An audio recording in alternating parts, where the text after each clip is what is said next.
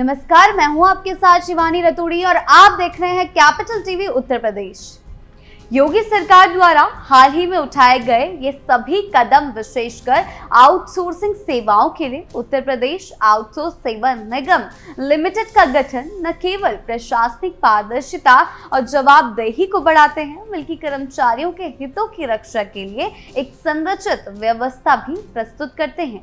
यदि इसकी तुलना पूर्ववर्ती अखिलेश यादव सरकार के कार्यकाल से की जाए तो ये स्पष्ट होता है कि उस समय आउटसोर्सिंग व्यवस्था में पारदर्शिता और केंद्रीकृत निगरानी की कमी थी। कई विभागों में आउटसोर्सिंग एजेंसियों का चयन बगैर किसी ठोस निगरानी तंत्र के होता था, जिससे कर्मचारी शोषण की शिकायतें आम थी। हालांकि अखिलेश सरकार ने बुनियादी ढांचे, परिवहन और औद्योगिक विकास पर जोर थोड़ा बहुत दिया था। इन सभी पहलों से युवाओं और नागरिकों को जोड़ने की कोशिश की थी, लेकिन आउटसोर्स कर्मचारियों की स्थिति पर केंद्रित कोई ठोस और व्यापक नीति सामने नहीं आई थी। अखिलेश यादव की सरकार के दौरान योगी सरकार ने जहां एक और आउटसोर्सिंग प्रक्रिया को संस्थागत रूप दिया है, वहीं महिलाओं, दिव्यांगों और आरक्षित वर्गों को आरक्षण और सामाजिक सुरक्षा देकर इसे सामाजिक समावेशिता की दिशा में भी एक अहम पहल बना दिया है। इससे ये प्रतीत होता है कि योगी सरकार आउटसोर्स व्यवस्था को केवल रोजगार का माध्यम नहीं बल्कि सुशासन का एक स्थायी मॉडल बनाने की दिशा में अग्रसर है। योगी सरकार ने प्रदेश में आउटसोर्सिंग सेवाओं को अधिक पारदर्शी बनाने, सुरक्षित और जवाबदेह बनाने के लिए एक ऐतिहासिक कदम उठाया है। मुख्यमंत्री योगी आदित्यनाथ की अगुवाई में हुई कैबिनेट बैठक में मंगलवार को कुल 15 प्रस्तावों को स्वीकृति दी गई, जिसमें कंपनीज एक्ट 2013 के एक्शन सेक्शन 8 के अंतर्गत उत्तर प्रदेश आउटसोर्स सेवा निगम लिमिटेड के गठन को मंजूरी देना भी शामिल रहा। ये एक पब्लिक लिमिटेड कंपनी होगी जिसे नॉन प्रॉफिटेबल संस्था के रूप में संचालित किया जाएगा। इसके माध्यम से अब आउटसोर्सिंग एजेंसियों का चयन सीधे विभाग नहीं करेंगे बल्कि निगम जैम पोर्टल के माध्यम से निष्पक्ष और पारदर्शी प्रक्रिया से एजेंसी का चयन करेगा। आउटसोर्स कर्मचारियों का चयन 3 वर्ष के लिए किया जाएगा। कर्मचारियों को 16 से 20 हजार रुपए प्रति माह मानदेय निर्धारित किया गया है। इस निर्णय के माध्यम से सरकार यह सुनिश्चित करेगी कि प्रत्येक कर्मचारी को उसका पूरा हक मिले और उसका भविष्य सुरक्षित रहे।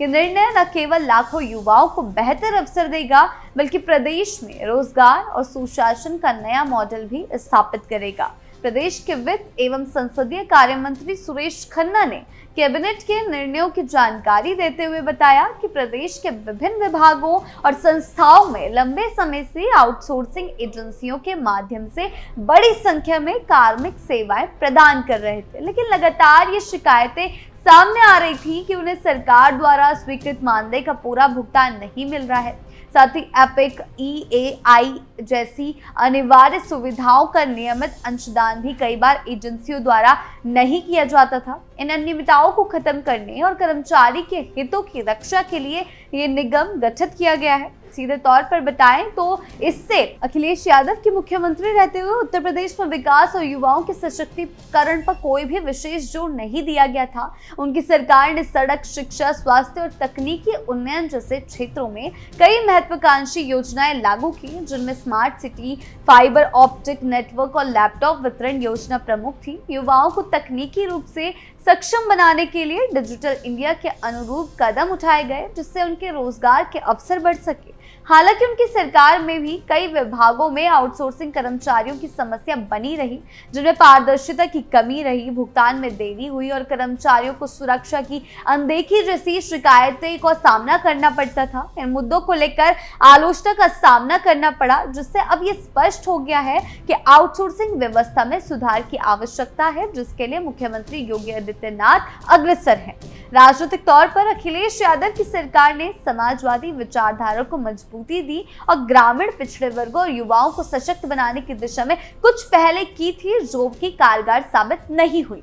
हालांकि उनकी नीतियों में प्रशासनिक व्यवस्थाओं में सुधार और जवाबदेही पर उतना ध्यान कभी नहीं दिया गया जितना कि अब योगी सरकार के आने के बाद दिया जा रहा है। आउटसोर्सिंग के क्षेत्र में अखिलेश सरकार की नीतियां ज्यादातर विभागीय स्तर पर निर्भर थी, जिससे व्यापक और केंद्रीकृत सुधार संभव नहीं हो पाए।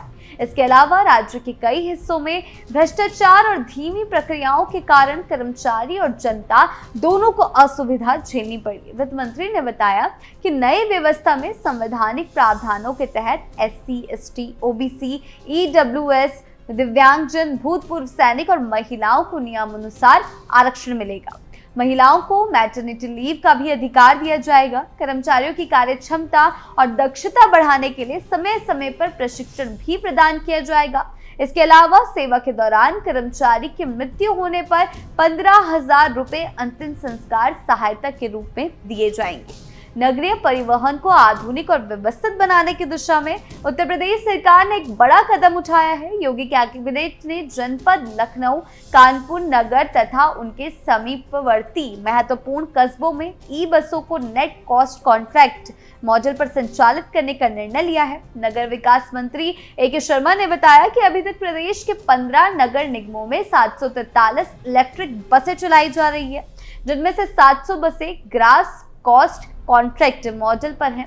इस योजना के अंतर्गत लखनऊ और कानपुर नगर समेत आसपास के कस्बों में 10-10 रूटों पर 9 मीटर लंबी AC ई-बसें चलाई जाएंगी। प्रत्येक रूट पर कम से कम 10 बसें अनिवार्य होंगी। कॉन्ट्रैक्ट की अवधि वाणिज्यिक संचालन तिथि से 12 वर्ष की होगी। अनुमान है कि प्रत्येक रूट पर करीब 10.30 करोड़ रुपए का व्यय होगा, जिसमें से 9.50 करोड़ रुपए बसों की खरीद पर और 0.80 करोड़ चार्जिंग उपकरणों व अन्य आवश्यक साधनों पर खर्च होंगे। प्रावधान के तहत बसों का डिजाइन, वित्त पोषण, खरीद, निर्माण, आपूर्ति और अनुरक्षण की जिम्मेदारी निजी ऑपरेटर निभाएंगे। उन्हें 90 दिनों के भीतर प्रोटोटाइप ई-बस उपलब्ध करानी होगी और 1 वर्ष के भीतर बस संचालन शुरू करना होगा।